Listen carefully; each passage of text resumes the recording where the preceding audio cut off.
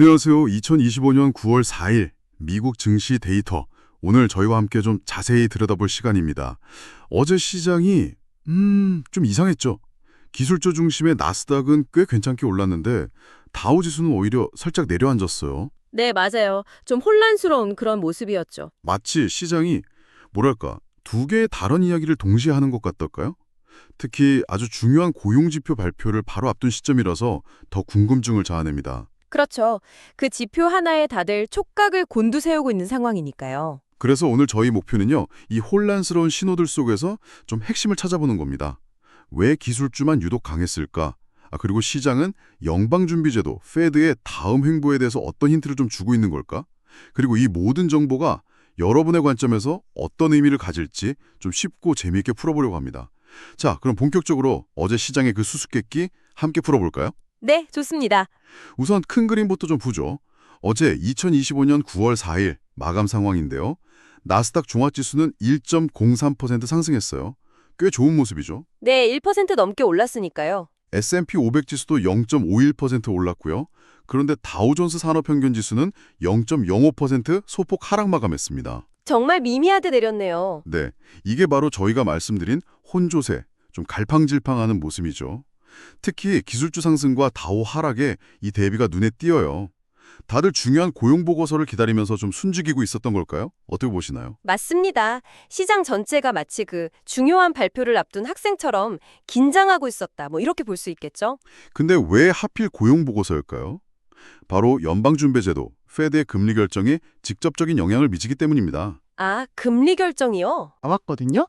이게 시장에는 혹시 페드가 이제 금리 인상을 멈추고 어쩌면 내릴 수도 있지 않을까 하는 그런 기대감을 불어넣은 거죠.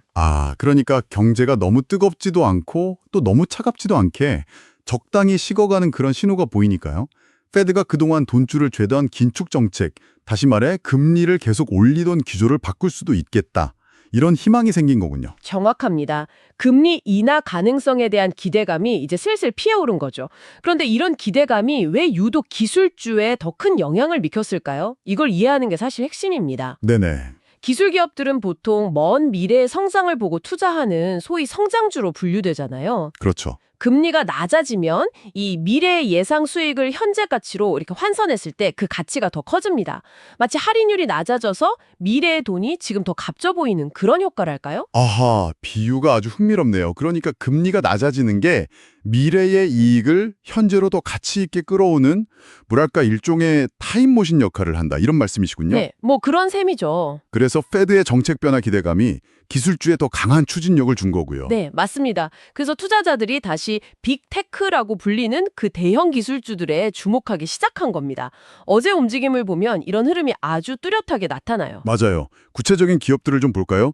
전자상거래 거인이죠. 아마존, 티커 AMZN. 무려 4% 이상 급등했어요. 4%면 정말 많이 오른 거죠. 이건 정말 눈에 띄는 상승폭이죠.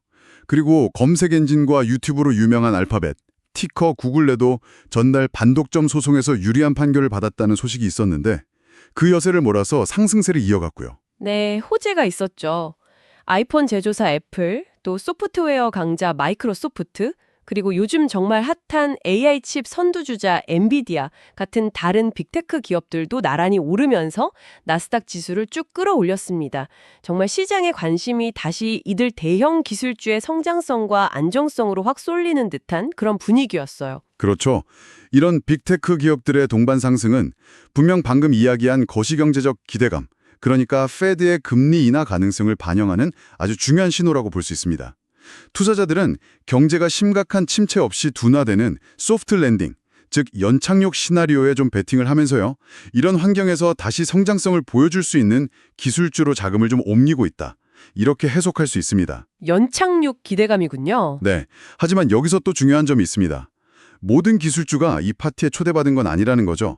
어제 시장은 우리에게 또 다른 중요한 교훈을 주었습니다. 아, 네. 그 말씀을 하시려는군요. 모든 기술주가 웃은 건 아니었죠.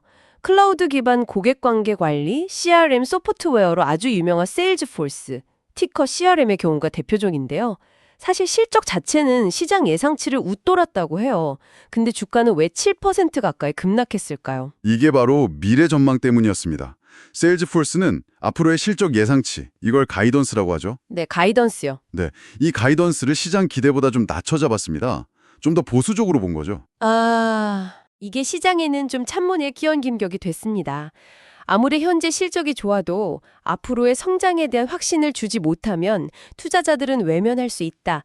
이걸 보여준 아주 중요한 사례죠. 그러니까 지금 당장 돈을 잘 버는 것도 물론 중요하지만 앞으로 얼마나 더 잘 벌 건지에 대한 그 기대치가 꺾이면 주가는 오히려 떨어질 수도 있다, 이런 거네요.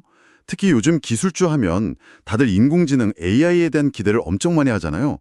세일즈포스의 경우는 좀 어땠나요? 관련이 있었나요? 바로 그 지점이 핵심입니다. 세일즈포스의 주가 하락은요, AI에 대한 그 뜨거운 기대감이 실제 기업의 단기적인 그리고 아주 구체적인 성장 전망으로 얼마나 확실하게 연결되고 있는지에 대한 시장의 냉정한 평가를 보여줍니다. 많은 기술 기업들이 우리도 AI 한다, AI가 미래다 이렇게 외치고는 있지만요. 네, 그렇죠. 투자자들은 이제 단순한 선언을 넘어서 그래서 구체적으로 얼마나 실적이 좋아지는데? 이 질문을 던지기 시작한 거죠. 아, 숫자로 보여달라 이거군요. 맞습니다. 실제 숫자로 증명되지 않는 기대감은 어쩌면 거품일 수 있다. 이런 경고 신호이기도 하고요. 와, 이건 정말 중요한 포인트네요. 그러니까 여러분께서 앞으로 다른 기술 기업들의 실적 발표를 보실 때 단순히 AI를 언급했는지 여부가 아니라 그 AI가 어떻게 구체적인 매출이나 이익 증가로 이어질 것인지 그 가이던스를 정말 꼼꼼히 따져봐야 한다는 의미로 받아들일 수 있겠어요. 뭐랄까 소위 AI 증명 프리미엄이랄까요? 이걸 증명하지 못하면 오히려 주가가 빠질 수도 있다, 이런 거죠. 맞습니다. AI 증명 프리미엄, 아주 적절한 표현이네요. 시장은 이제 막연한 기대보다는 구체적인 증거를 요구하고 있습니다. 이것은 앞으로 유사한 기술 기업들의 실적 발표를 해석하는데 아주 중요한 잣대가 될 겁니다. 자, 그럼 시야를 조금 넓혀서 다른 나라 증시 상황도 잠깐 살펴볼까요? 미국 시장이 페드의 입만 바라보고 있을 때 다른 곳들은 또 어땠는지 이것도 궁금한데요. 네, 유럽 주요 증시는 대체로 상승세를 보이며 마감했습니다. 아무래도 미국의 좀 긍정적인 분위기가 어느 정도 영향을 미친 것으로 보입니다. 아, 유럽은 괜찮았군요. 네, 하지만 중국 쪽은 상황이 좀 달랐어요. 홍콩 항생 지수와 상하이 종합 지수가 각각 1% 넘게 하락했는데요. 이건 미국과는 좀 다른 이유입니다. 바로 중국 정부의 규제 강화에 대한 우려가 다시 좀 불거졌기 때문이죠. 그렇군요. 같은 글로벌 경제권 안에 있어도 각 시장마다 움직이는 동력이 이렇게 다를 수 있다는 걸 보여주는 사례네요. 미국은 페드의 통화정책, 중국은 정부 규제, 이렇게 각자의 이슈에 따라 시장이 반응하는군요. 이 점은 여러분께서 글로벌 투자 관점을 가지실 때 꼭 염두에 두셔야 할 부분이겠어요. 바로 그 점입니다. 글로벌 시장이 항상 같은 방향으로만 움직이는 것은 아니라는 점을 기억하는 것이 중요합니다. 하지만 현 시점에서 글로벌 투자자들이 가장 예민하게 지켜보는 변수는 역시 뭐니 해도 미국의 고용지표입니다. 그렇죠. 이게 세계 경제 전체의 방향성에 아주 큰 영향을 미치기 때문이죠. 맞아요. 결국 모든 길은 다시 미국의 고용보고서로 통하는 그런 느낌인데요. 이 보고서 결과에 따라서 시장이 어떻게 움직일 수 있을지 조금 더 구체적인 시나리오를 그려볼 수 있을까요? 단기적으로는 변동성이 커질 수밖에 없습니다. 만약에 고용 둔화 추세가 이번 보고서에서도 다시 한번 확인된다면 시장은 페드 금리 인하 가능성 더 높아졌다. 이렇게 외치면서 환호할 수 있습니다. 네. 증시에는 긍정적인 바람이 불겠죠. 기술주 중심의 상승세가 더 힘을 받을 수도 있고요. 하지만 반대로 예상을 확 뛰어넘는 아주 강력한 고용 수치가 발표된다면 어떻게 될까요? 경제가 아직도 너무 뜨겁네. 이러면 페드가 긴축을 생각보다 더 오래 할 수도 있겠다.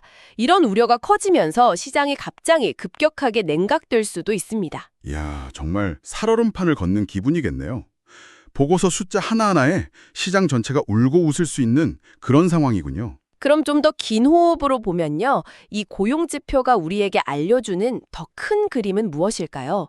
중장기적으로 이 고용지표는 페드의 통화정책 방향성을 결정하는 가장 중요한 나침반 역할을 하게 됩니다. 시장 참여자들은 이 지표를 통해서 미국 경제가 과연 연착륙에 성공할 수 있을지를 계속 가늠하려 할 겁니다. 연착륙이요? 네, 즉 심각한 경기 침체라는 경착륙 없이 물가 상승률은 잡으면서 경제 성장 속도만 좀 완만하게 둔화시키는 그런 이상적인 시나리오가 현실화될 수 있느냐는 거죠. 그래서 여러분께서 앞으로 쏟아지는 경제 뉴스들을 해석하실 때 이 고용지표, 페드 정책, 연착륙 기대감, 이 사이의 복잡한 역학관계를 이해하고 계신다면 시장의 움직임을 훨씬 더 깊이 있게 파악하실 수 있을 겁니다. 단순히 오르내리는 숫자를 넘어서 그 배경에 깔린 논리를 이겨내는 거죠. 그렇군요. 단순히 고용이 좋다, 나쁘다 이런 이분법적인 해석이 아니라요. 그 수치가 페드의 결정과 시장의 기대감, 그리고 궁극적으로는 경제 연착륙 시나리오에 어떤 영향을 미치는지를 아주 종합적으로 봐야 한다. 이런 말씀이시네요. 네, 바로 그렇습니다.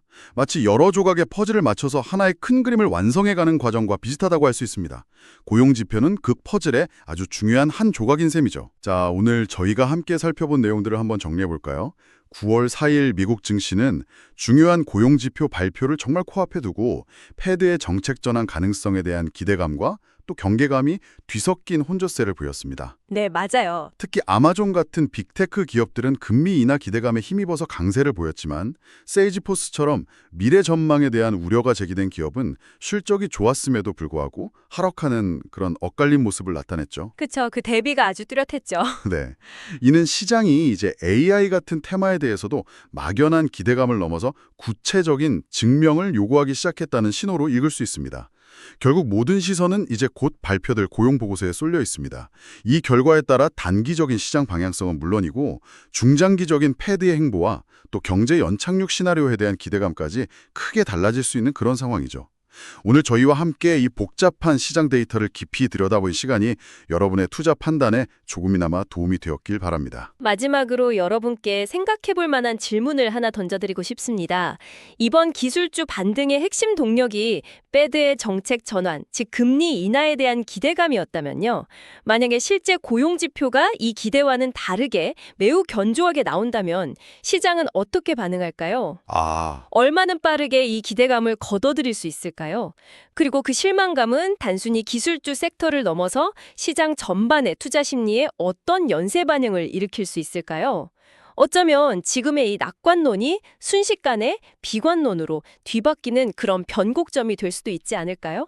이 질문에 대해 한번 깊이 고민해 보시면 다가올 시장 변화에 좀 더 유연하게 대처하시는 데 도움이 될 것 같습니다.